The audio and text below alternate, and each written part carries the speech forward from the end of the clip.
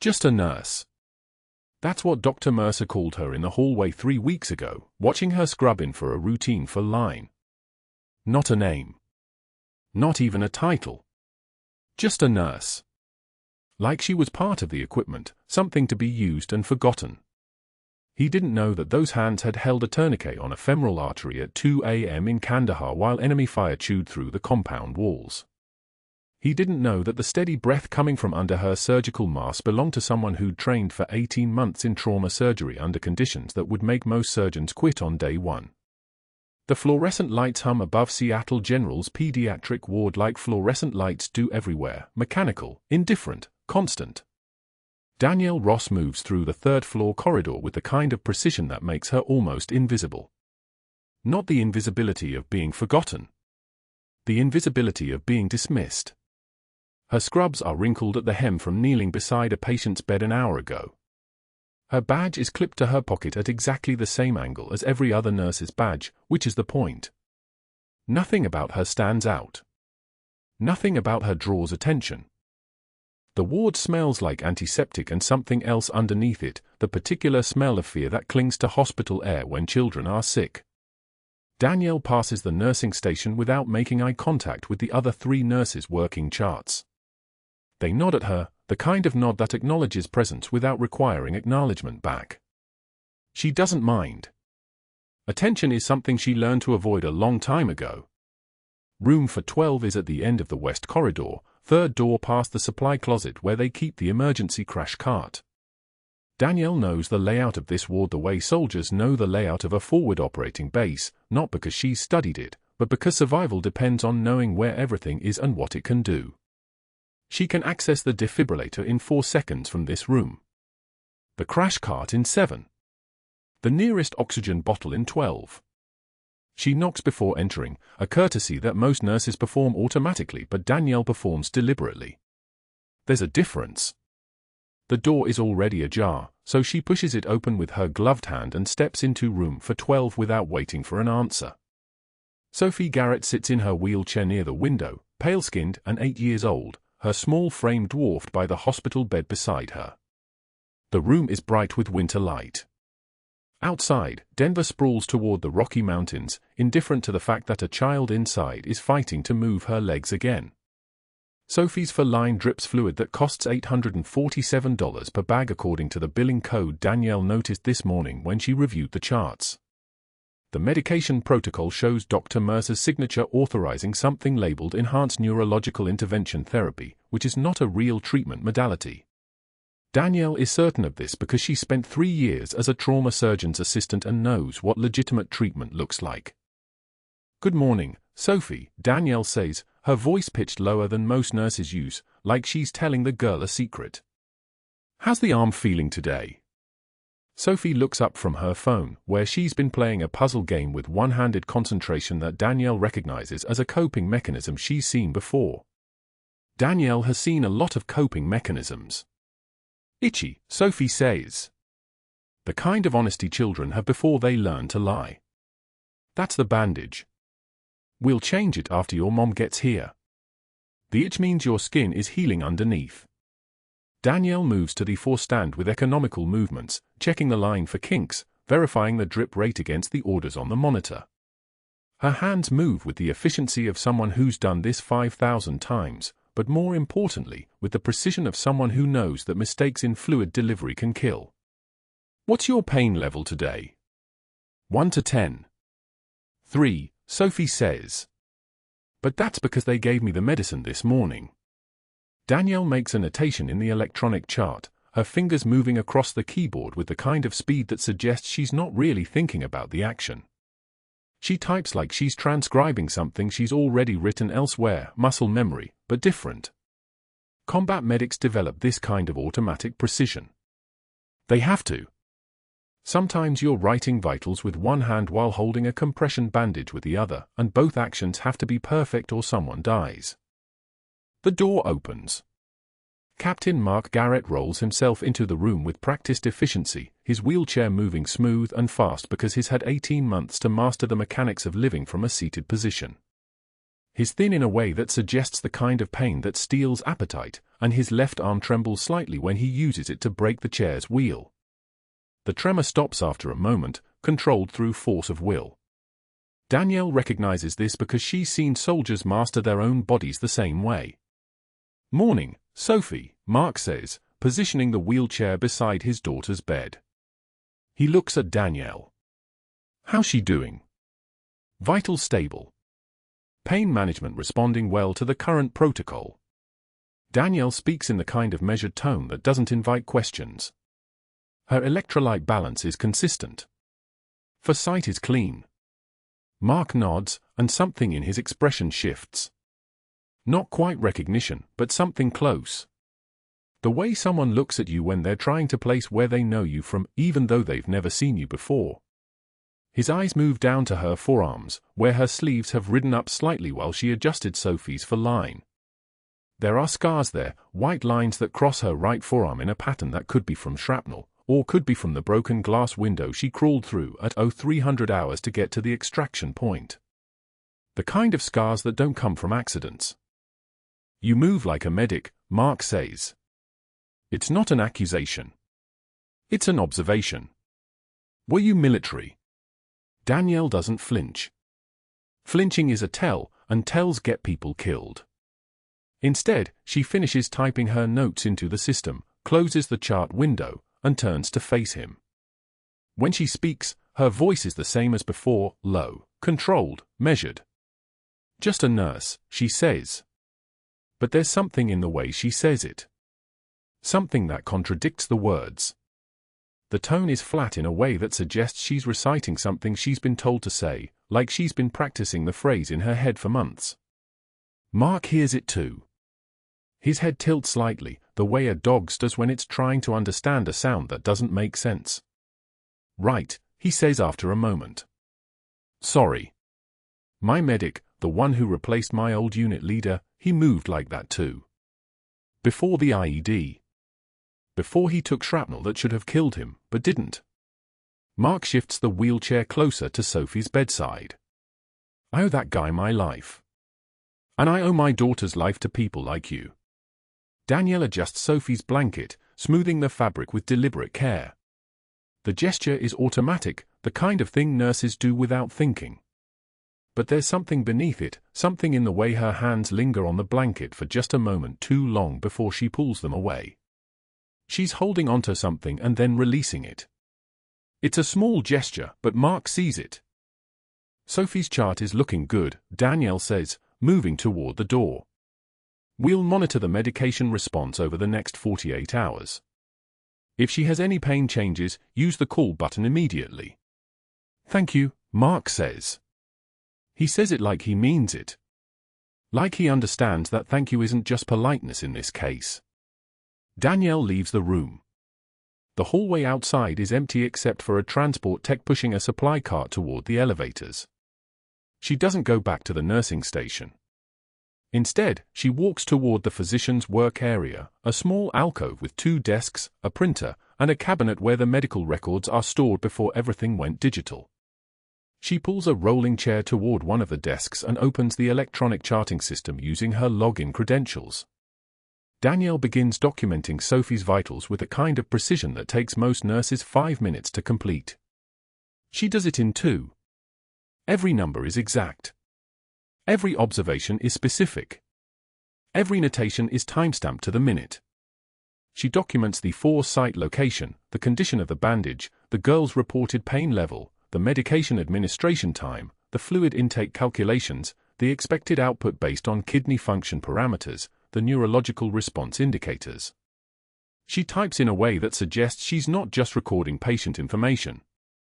She's building a record. The kind of record that could stand up to scrutiny.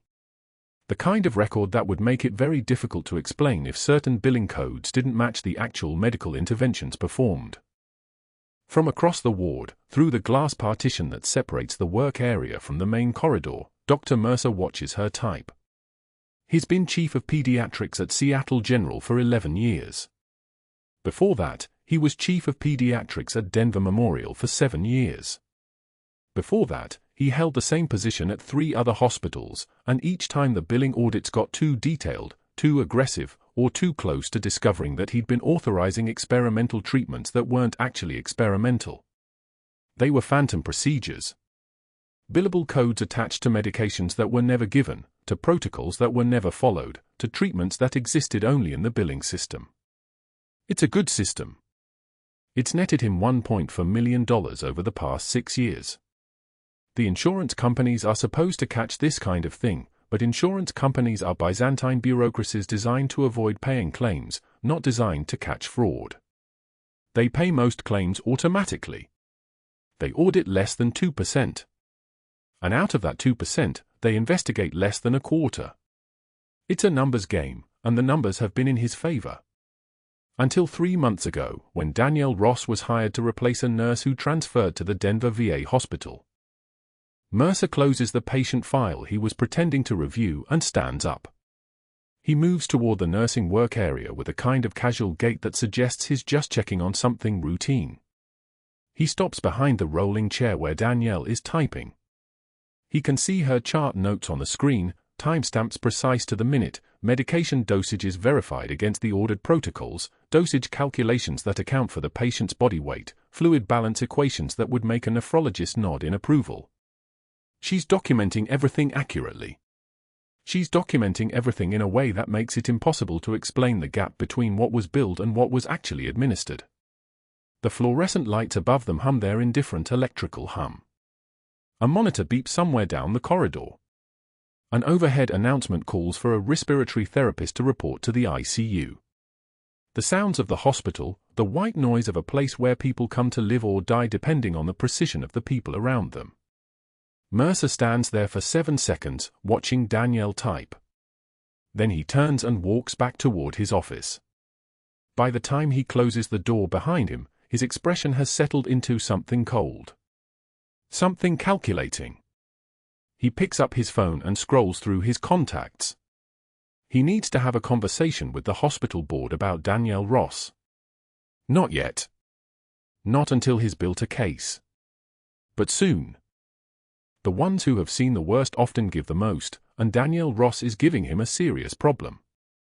Dr. Mercer entered room for 12 at 11:02 a.m., his timing precise as a scalpel. Danielle was checking Sophie's vitals, the 8-year-old small arm extended while the blood pressure cuff inflated with a soft mechanical wheeze. Captain Mark Garrett sat in his wheelchair beside the bed, one weathered hand resting on his daughter's blanket. The fluorescent lights hummed their endless drone above them. Nurse Ross, Mercer's voice cut through the room like a blade finding bone. Loud enough for the hallway to hear. Loud enough for intention. I've been reviewing your charting. Your documentation of Sophie's treatment protocol shows a concerning pattern. Danielle turned, her face composed as still water. Sir, I document exactly what I observed during each. What you think you observe, Mercer interrupted, stepping between her and the bed with calculated deliberation. Tell me, Nurse Ross, how many years of medical school did you complete? He didn't wait for an answer. Oh, that's right. None. Yet here you are, questioning protocols designed by physicians with doctoral degrees. Protocols you couldn't possibly understand. He picked up her chart with theatrical slowness, his eyes moving to Captain Garrett as if inviting him into a private conversation about the incompetent standing before them. Sophie's case requires expertise beyond a bedside nurse's comprehension. Your amateur speculation, let's call it what it is noted. He dropped the chart onto the bedside table with a deliberate thud. I'm initiating a formal review of your performance. You're to report to my office at 1,400 hours. Sophie's small hand found Danielle's wrist. The child's fingers were thin as bird bones, her eyes wide and uncertain. Captain Garrett's jaw tightened, his knuckles white against the wheelchair's armrest. He'd seen plenty of territorial displays in his 19 years of service. This was one of them. Danielle's jaw clenched once, briefly, a single muscle contraction that Mercer probably missed, but that cost her something to suppress. Her hands remained perfectly steady as she picked up the chart. The paper didn't tremble. Her voice came out measured, respectful, the voice of someone who understood chains of command. "Yes, sir." She turned back to Sophie's bedside without another word, continuing her work as if the room hadn't just shifted on its axis. She checked the fall line. She adjusted the monitor leads. She spoke softly to the child about the parade they might see from the hospital windows, about the way clouds looked like animals if you watched them long enough. Her hands moved with the precision of someone who'd held lives together under conditions that would break most people. But Mercer was already gone, already composing the next move in his head like a chess grandmaster sacrificing pawns. 2 hours later, Danielle entered the break room carrying her lunch in a paper container. 4 nurses sat at the table: Sharon, who'd worked the unit for 8 years, Linda, who brought homemade cookies every Friday, Beth and Marcus, residents who'd both asked Danielle for advice on difficult placements. The moment she approached, Sharon's posture changed. Her body language shifted from relaxed to alert, from colleague to stranger. Sharon stood, gathering her things. "I just remembered, I need to check on Mr. Patterson in 407. Linda followed immediately, abandoning her half-finished salad. "Oh, me too. I promised to recheck his dressings." Beth and Marcus exchanged glances, the kind that pass between people receiving a message they hadn't wanted to hear. They rose in succession, gathering their phones, their water bottles, their reasons to be anywhere but here.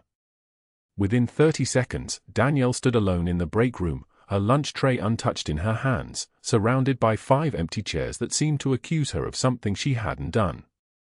She sat at the empty table anyway. Her expression didn't change. She opened the container, roasted chicken, rice, steamed broccoli, and ate methodically, chewing each bite the required number of times, her posture upright and composed. A woman alone in a break room. A nurse on her scheduled lunch break. Nothing more. The fluorescent lights buzzed overhead like dying insects, and somewhere down the corridor, a child cried out in pain, and someone's monitor beeped a steady rhythm that meant the heart was still working, still trying. Danielle finished her meal in silence. At 1,400 hours precisely, she stood before the unit bulletin board as Dr. Mercer pinned a formal written reprimand. The paper was official, letterhead from Seattle General's administration, a template that had probably been used 100 times before but never quite like this. Disciplinary notice, it read in bold letters. Danielle Ross, insubordination and questionable clinical judgment. Failure to respect established protocols and hierarchy. Other nurses pretended not to watch, but she could feel their eyes. She could hear the stilled conversations, the way the unit's normal rhythm had shifted into something careful, something afraid. Mercer handed her a pen. A fine-point ballpoint, the kind that felt substantial in the hand. "Initial here," he said, pointing to a blank line near the bottom of the page. Her hand didn't shake as she signed her initials. Dr. 2 letters that meant something once. 2 letters that meant nothing now. The pen moved across the paper with steady pressure, the kind of control that comes from knowing you're being watched, from understanding that one visible moment of weakness would be catalogued and weaponized. Her jaw was set, but not in anger. In the kind of discipline that looks like surrender if you don't look closely enough. If you don't see the difference between breaking and simply not breaking in front of witnesses. Mercer smiled as she handed back the pen. The smile of a man who believed he'd won. The smile of someone who had no idea what he was standing next to. She turned and walked back to room 412, her scrub still carrying the faint medicinal smell of antiseptic from the morning cleaning, her hands already reaching for the next task, the next patient, the next moment that required her to be present and steady and somehow, inexplicably, still here. Captain Mark Garrett was dozing in the chair beside Sophie's bed, his head tilted back against the wall, the exhaustion of 17 days at his daughter's bedside finally catching up to his body.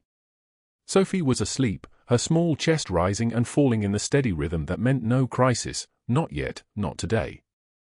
That night, alone in her apartment, Danielle sat at her kitchen table in the dark. No lights on.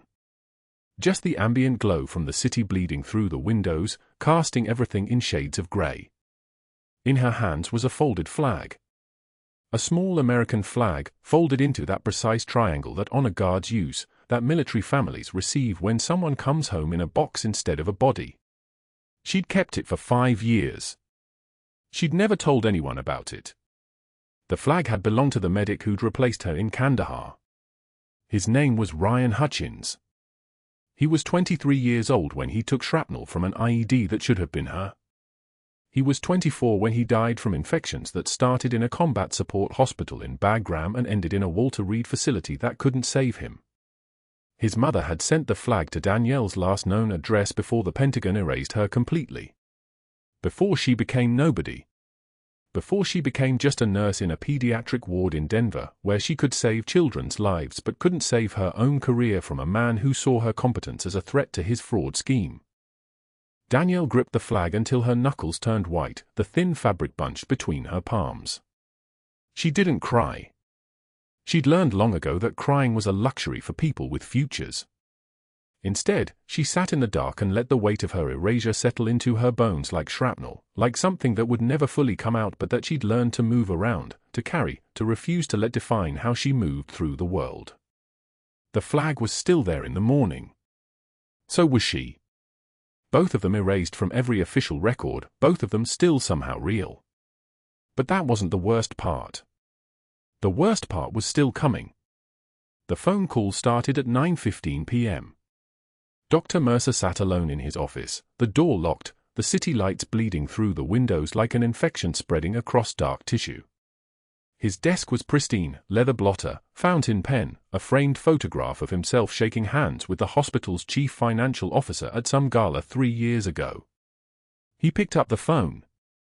His voice, when he spoke, carried the practiced smoothness of a man who'd spent 20 years convincing committees that his version of events was the only version that mattered. "Jim, it's Raymond Mercer from Seattle General. We have a situation." He paused, letting the weight of those words settle. "One of our nursing staff performed an unauthorized surgical procedure this afternoon. A thoracotomy. On an 8-year-old patient. Without credentials, without supervision, without any authorization whatsoever. Silence on the other end. Then, that's serious. Catastrophically serious. The child survived, which is why we need to move fast. The nurse is claiming she was saving the patient's life, but the reality is she violated every protocol in our surgical guidelines. She doesn't have surgical certification. She has no standing to perform that procedure. What she did was reckless endangerment wrapped in heroics." Mercer's fingers tapped the desk, a sound like a countdown timer. "I'm recommending immediate termination and referral to the State Board for license revocation. But I wanted the board to hear it from me first." The call to the state licensing authority came at 9:40. Then the insurance company. Then 2 board members who answered on the first ring. They'd been waiting for something like this, some excuse to reduce liability exposure. By 10 p.m., Mercer had constructed a narrative so airtight it felt like documented fact, protocol violation, patient endangerment, unauthorized personnel performing surgical intervention. The words unauthorized and surgical and intervention stacked like building blocks into something that looked like a case. He didn't mention that his experimental protocol had triggered the pneumothorax in the first place. He didn't mention that the needle decompression was textbook emergency medicine. He didn't mention that Danielle Ross had done what every trained medical professional would do, she'd saved a life. What he mentioned instead was how that life-saving action violated procedure. How it bypassed oversight. How it created liability.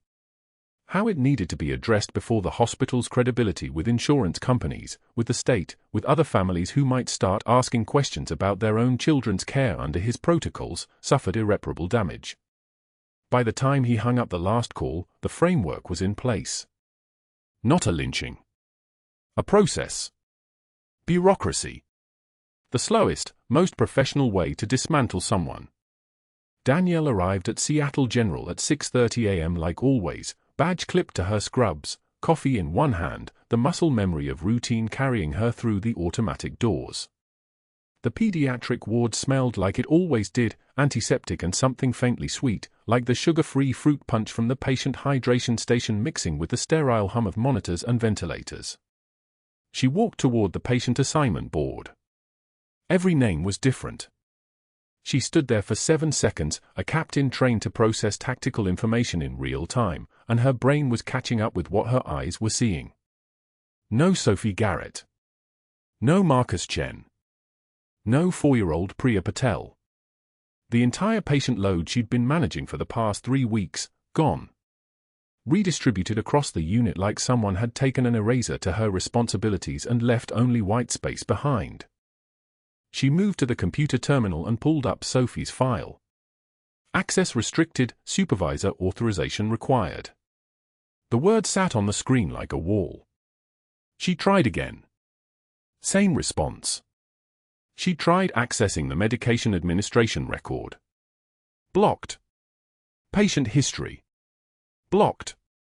The entire medical chart sealed off, inaccessible, which meant she couldn't see how Sophie was responding to post-emergency protocols, couldn't monitor vital signs, couldn't do anything except stand there holding a cup of coffee that suddenly tasted like metal.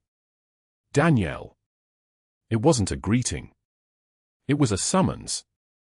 Dr. Mercer stood in the hallway, his white coat flawless, his expression arranged into something that looked like regret but felt like satisfaction. His presence had a weight to it, the way a predator's stillness carries more menace than movement. He gestured toward his office with one finger. It wasn't a request. It was a command. The office was exactly as she'd seen it twice before, once during orientation, once during a routine competency review. His desk held no clutter, no personal items beyond the photograph of him shaking hands with authority. The windows behind him showed Denver waking up, the city indifferent to what was happening in this room. He didn't invite her to sit. Your access to patient records has been suspended pending investigation. His voice carried the tone of someone reading from a script he'd perfected. You performed an unauthorized thoracotomy yesterday. A surgical procedure. Without credentials. Without permission. Without any authorization whatsoever. Danielle's jaw clenched once. Her hands remained steady. Sophie would have died without intervention. Her voice was quiet. Calm. The voice of someone stating a fact about atmospheric pressure or blood chemistry. That determination wasn't yours to make. Mercer slid a folder across the desk. His fingers lingered on it, a small gesture of possession. You're a nurse. Not a surgeon. You don't get to improvise procedure when you disagree with protocol. You don't get to take surgical action and ignore the chain of command. And you certainly don't get to play hero and compromise the integrity of this institution. She opened the folder. Suspension notice. Investigation pending. Hearing scheduled for Friday. Recommendation for immediate termination. Referral to the State Nursing Board for license revocation.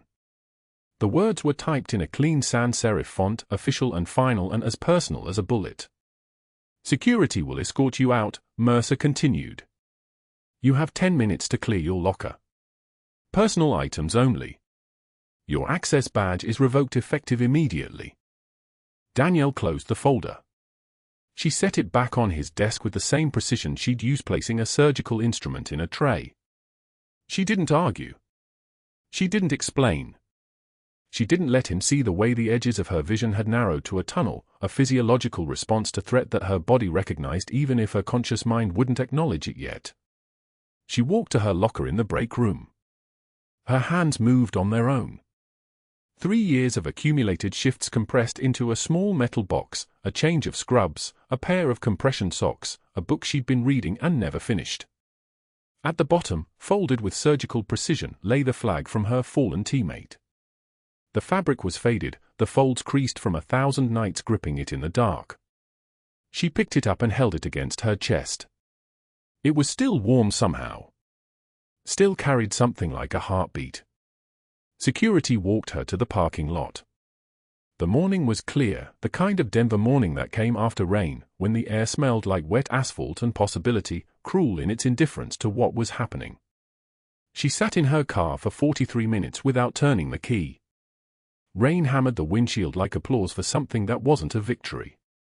What happened next, Dr. Mercer was already orchestrating from his office. he pulled Sophie Garrett's surgical file and began the work of careful revision. The emergency procedure that saved her life became a reckless intervention by unauthorized personnel. The crisis that demanded immediate action became a protocol violation requiring investigation. He altered the incident report, added timestamps that didn't match the original documentation, and began compiling a personnel file for Danielle that read like the history of a dangerous employee: insubordination, questionable judgment, lack of respect for chain of command, suspicious pattern of working outside established procedures. Each false entry was a brick. Each fabricated complaint was mortar. By the time he finished, he'd constructed a narrative in which the only logical conclusion was termination for cause. Not a disagreement about protocol. A pattern of violations. Not a difference of opinion about emergency response. A character issue. The kind of issue that justified removing someone entirely from the system that had tried to contain them. 2 days later, the termination letter arrived at Danielle's apartment. It came in an official envelope, certified mail, signature required. The language was clinical, bureaucratic, designed to convey finality without heat. Your employment is terminated effective immediately for violation of hospital protocols, unauthorized performance of medical procedures, and insubordination in response to supervisory correction. A hearing had been scheduled and subsequently cancelled due to the clarity of the evidence. Her nursing license was under review by the state board. The hospital was cooperating fully with that investigation. One paragraph near the end caught the light: the decision was not made lightly, but the safety of our patients and the integrity of our medical protocols must take precedence over individual career considerations. They'd used her own words against her. Safety. Integrity. The thing she'd been protecting when she cracked a child's chest and held a failing heart in her hands. She sat at her kitchen table at 3 a.m., the termination letter in front of her, and the trembling wasn't fear, it was restraint. 12 years of military service compressed into a body that knew how to absorb impact without breaking. The shield held. The wall held. Everything held until the moment it didn't. Room for 12. The code didn't come through the intercom.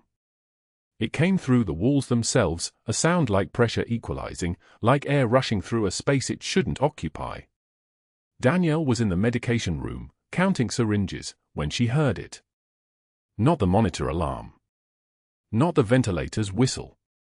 The sound a child's body makes when it's drowning in its own chest. She moved before her brain caught up. The syringe box clattered. Her badge swung. 3 steps to the corridor. For mortar room for 12. The door swung open and the crisis was already there, already screaming without sound, Sophie's small frame rigid against the bed rails, her lips the color of slate, her oxygen saturation dropping like a stone, 94, 88, 79. Dr. Mercer stood at the bedside, frozen, his hand still positioned over the central line he'd been placing for his experimental protocol. Captain Garrett's wheelchair was inches from the bed, his jaw clenched so tight the muscle twitched. Tension pneumothorax, Danielle said. Not a question. Not a request. The words were statements of fact, spoken in a voice that had held positions under mortar fire. She was already moving, already pulling the crash cart close, her hands already knowing what they needed to do. Second intercostal space, mid-clavicular line. Now. Mercer's face flushed. That's my patient.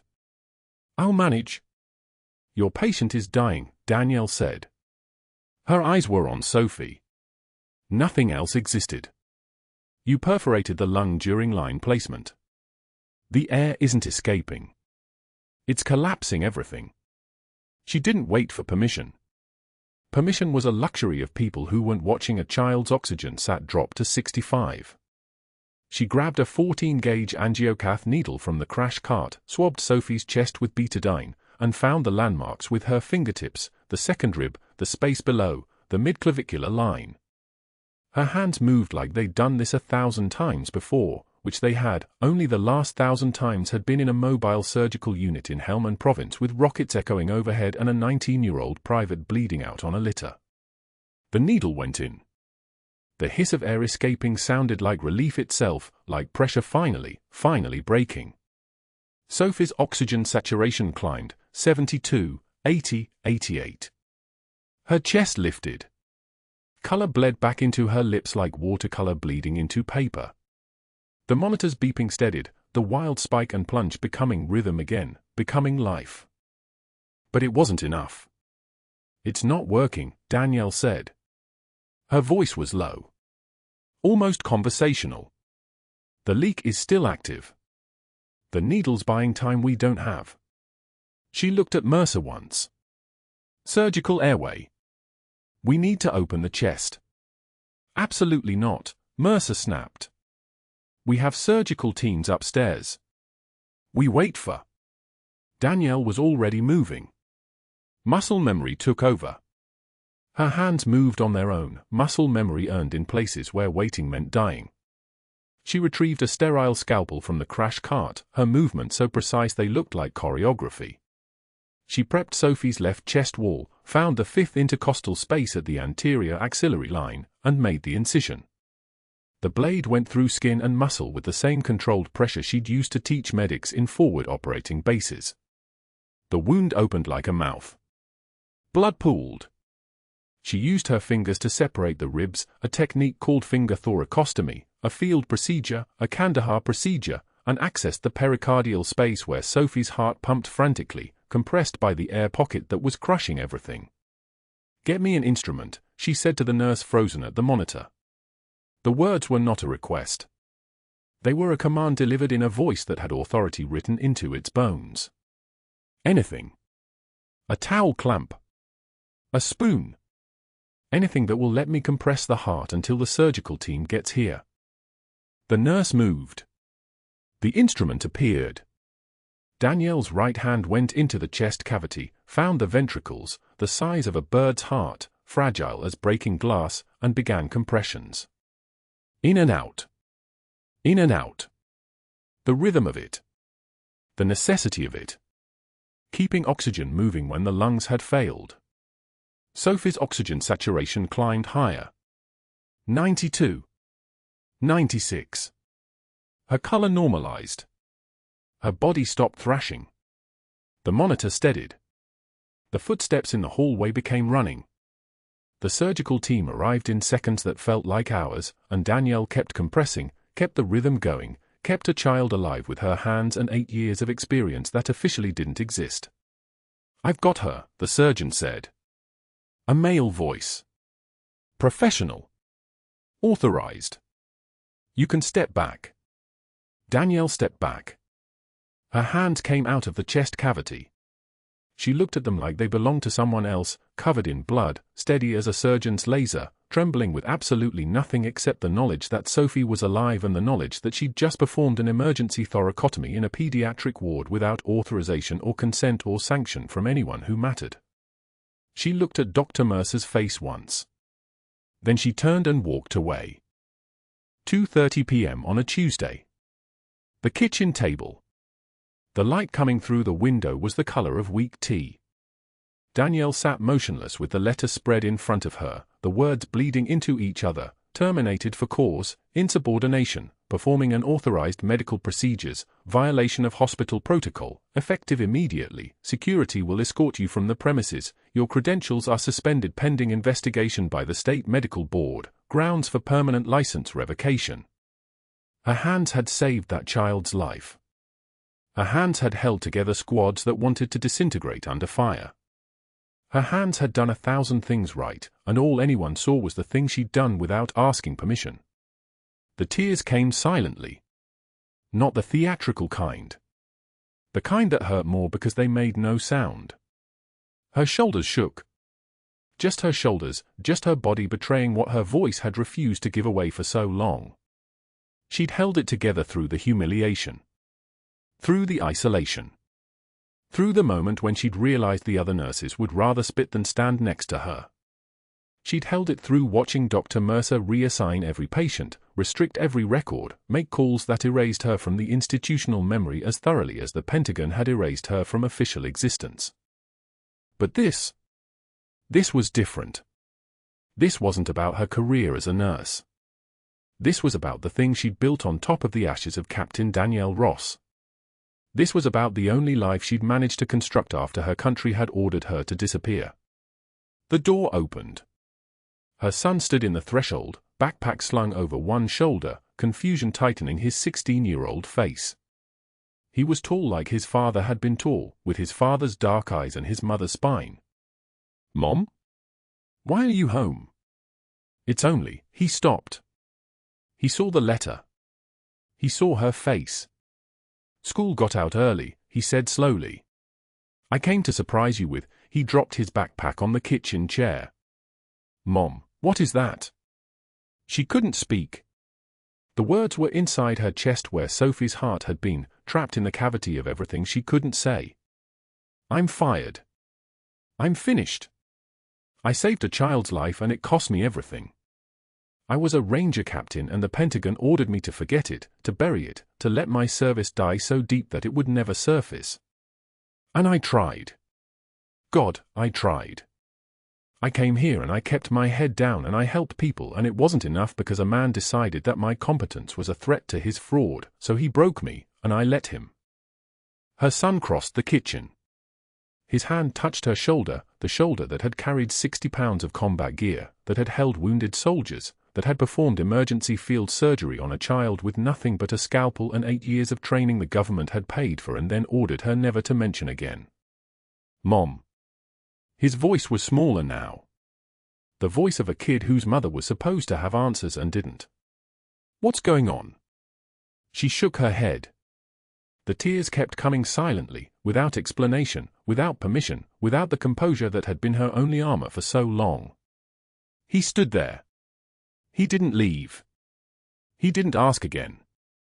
After a while, he sat down across from her at the kitchen table, and they sat together in the weak tea light while the afternoon died outside, and she still couldn't find the words to tell him that his mother was invisible again, that the erasure had caught up, that the Pentagon had been right all along, some secrets were too big to escape. That night, after she'd finally gone to bed, the letter folded and placed on her nightstand like a tombstone, her son went to the garage. He knew about the footlocker. He'd seen his mother touch it late at night when she thought no one was watching, had watched her hands trace the metal corners like they were prayer beads, like they were the only thing still tethering her to a woman she'd been before his time began. The lock opened without resistance. Inside, a dress uniform, pressed and waiting, the fabric the color of military green that civilians never quite got right. Hanging beneath it, on a ribbon that looked like it had been worn and reworn 1,000 times, was a silver star. He lifted it carefully, as if the weight of it might be more than his hands could bear. Beside it, a bronze star with veiler. 2 purple hearts. And beneath them all, a citation. His hands trembled as he read the words, "For conspicuous gallantry and intrepidity in action against an enemy of the United States. Captain Danielle Ross, Army Rangers, 75th Ranger Regiment, held a strategic position for 11 hours after her entire squad was killed in action. Kandahar Province saved an estimated 14 lives through her actions under fire." He carefully removed each medal. Silver star first. Then the bronze star. Then the purple hearts. He placed them in his backpack alongside the citation.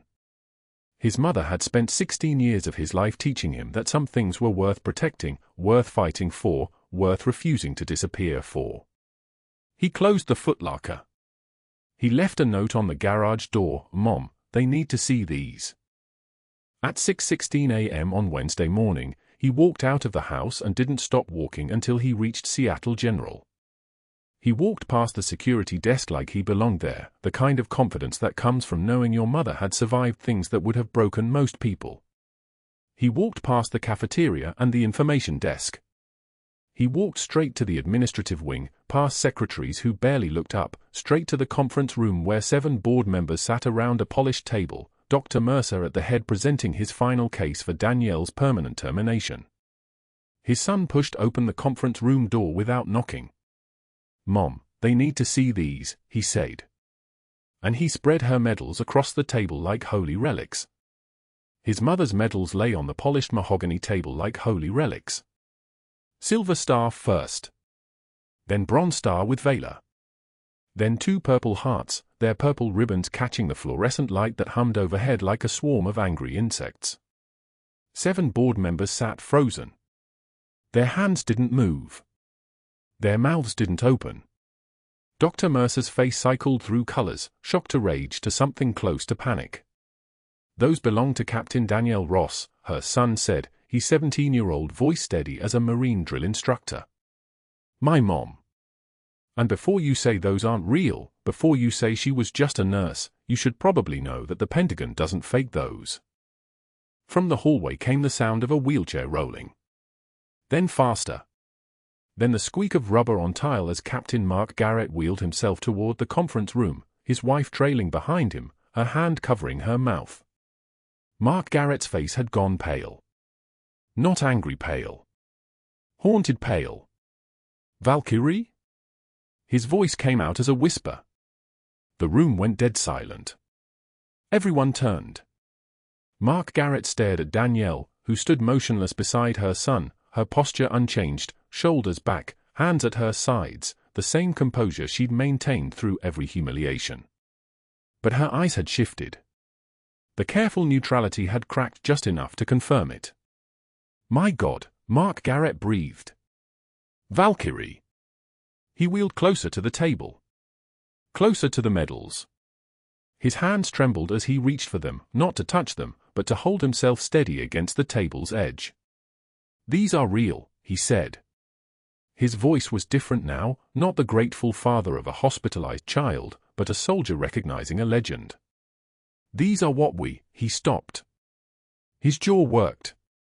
"These are what they give you when you do things most soldiers don't survive." Dr. Mercer stood abruptly, his chair scraping backward. "This is completely irrelevant to hospital policy. Captain Garrett, I understand you're emotional, but your daughter's care has nothing to do with." "She saved my daughter's life," Mark Garrett said flatly. "By violating every surgical protocol. By being the only surgeon in this hospital capable of the procedure she performed." Mark Garrett's eyes never left Danielle's face. He pulled a worn folder from his jacket pocket. His hand shook as he opened it. "I had your citation memorized once. Long time ago. Every soldier in the 75th Ranger Regiment had your citation memorized." He began to read, his voice breaking on nearly every word. "Captain Danielle Ross. 3rd Battalion, 5th Marines. For extraordinary heroism in the face of overwhelming enemy fire. Kandahar Province. November 14, 2015. During a Taliban ambush that killed 8 members of her squad, 8, Captain Ross maintained a defensive position for 11 consecutive hours while enemy forces attempted to overrun her location. She sustained multiple wounds. She treated 3 critically injured soldiers while under sustained small arms and RPG fire. She called in airstrikes from a position so close to enemy forces that her own headquarters ordered her to retreat. She refused.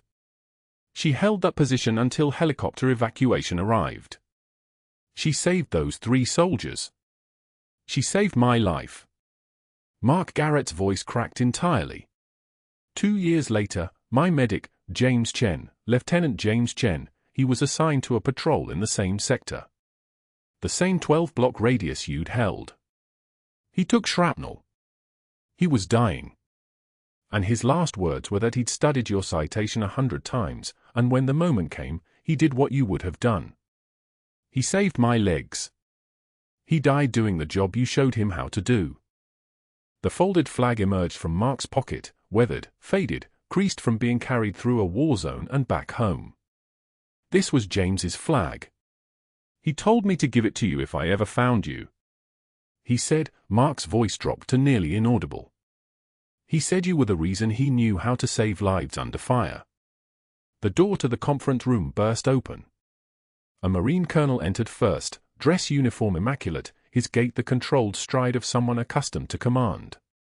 Behind him came a Pentagon liaison in a charcoal suit, tablet in hand, security clearance badge visible. "Dr. Mercer," the colonel said quietly, and somehow that soft voice was more threatening than any shout. "I suggest you stop talking now." But Dr. Mercer didn't stop. His voice rose, desperate and shrill. I don't care what medals she has. She's not a surgeon. She violated hospital policy. She has no credentials in emergency thoracic surgery. I have documentation of a pattern of insubordination and documentation you created, the Pentagon liaison said. She pulled up a file on her tablet. Code name Shepherd 6. Army Rangers, 75th Regiment, attached to JSOC Task Force 121. November 2015 to March 2017. Classification level TSSCI with restricted compartment access. Your service record was sealed by Defense Security Service Directive. You were officially erased from government employment records as of April 2017. You don't exist in any military database. That was the deal. She looked at Danielle directly. But we did a full background audit when we received the hospital's request for her personnel file. We have your original records in a secure facility in Arlington. Your surgical training was Advanced Combat Trauma Surgery under the Joint Special Operations Medical Course. You performed 83 emergency procedures in theater. 83. Your mortality rate in that environment was 4.7%. Nationally, it's 18%. You were the best combat surgeon the Rangers had. The Marine colonel stepped forward. He didn't say anything. He simply stood behind Danielle and saluted, a full formal salute, fist to chest, held for 3 seconds. When he dropped his hand, his eyes were wet. "Captain Ross," he said. "Thank you for your service." Then the doors opened again. A 2-star general entered, still in uniform, still wearing combat boots scuffed from recent deployment. His rank insignia caught the light. His face was lined and weathered in the way of men who'd been in the field recently and often. He walked directly to the table. He didn't acknowledge Dr. Mercer. He didn't acknowledge the board members. He stood over the medals like a man standing over graves. And he saluted. The general held the salute for 5 full seconds. When he lowered his hand, he was looking at Danielle. "I'm General Harrison. Fort Carson. I knew about Kandahar. I reviewed your file personally 6 months ago when your name came up in the system during a vetting process. I have 17 combat tours. I have never, not once, read a citation that matched yours." He paused. "You should have been given the Navy Cross. That's the only reason you weren't is because your operation was classified so high that even the medal ceremony would have exposed the mission. The Pentagon made you a choice, recognition or survival. I'm sorry they forced you to choose." Dr. Mercer stood. His chair toppled backward. His face had gone from pale to mottled red, veins bulging in his neck like cables about to snap. "This is ridiculous," he spat. "I'm the chief of pediatrics of this hospital. I'm trying to protect." The hallway door opened. 2 FBI agents in dark suits stepped into the conference room. The lead agent was a woman with cold gray eyes and a folder that looked thicker than a phone book. "Dr. Marcus Mercer," she said. Her voice was the flat monotone of someone reading someone's rights. "We've been auditing Seattle General's billing records for the past 4 months." She placed the folder on the table. It made a heavy sound, the sound of a career ending. "Specifically your experimental treatment protocols. You've been inflating billing for pediatric cardiac interventions, submitting false documentation to insurance companies, creating phantom procedures with phantom equipment costs. The total is $847,000 in fraudulent claims over 36 months. The second agent stepped forward, producing his own folder. Captain Ross's charting was too accurate. Too detailed.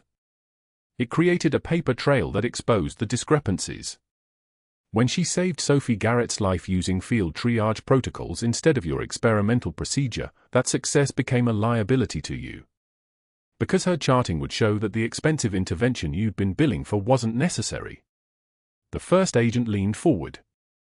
"So you fabricated disciplinary issues. You documented insubordination that didn't exist. You attempted to terminate her before she could testify about what actually happened in that emergency room. And when that wasn't working fast enough, yesterday you attempted to forge her personnel file. You added false complaints. You altered incident reports. You tried to create a paper trail that would justify her termination and discredit her as a witness. She produced a printout, time-stamped, with screenshots of edits made to Danielle's personnel file, with the exact times Mercer had accessed the system. Unfortunately for you, the IT department flagged the unauthorized access. We have everything. Dr. Mercer's hand shot up. I want my lawyer. I'm not answering any questions without. Dr. Marcus Mercer, you're under arrest for healthcare fraud, insurance fraud, and attempted evidence tampering. The second agent produced handcuffs. You have the right to remain silent. They read him his rights as they walked him toward the door. His protests echoed down the hallway. His face had gone from red to white. The carefully constructed authority, the institutional power he'd wielded like a weapon, the position that made him untouchable, all of it evaporated in the time it took to read a Miranda warning. As they passed the hallway window, hospital staff had gathered. Nurses and doctors and lab techs and orderlies. Sharon, Linda, and Beth, the ones who'd stood and left when Danielle sat down in the break room, stood with their hands over their mouths, watching their chief of pediatrics walk past in handcuffs like a common criminal. A local news crew, covering a health fair in the lobby downstairs, caught the whole thing. That night, the perp walk aired on every channel in Denver. 6 months later, Danielle stood outside the rehab gym at Seattle General.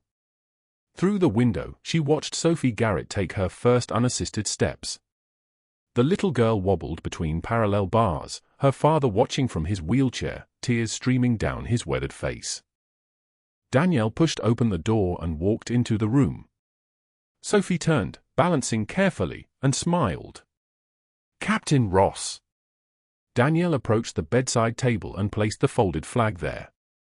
The flag she'd carried for 8 years. The flag that had belonged to James Chen.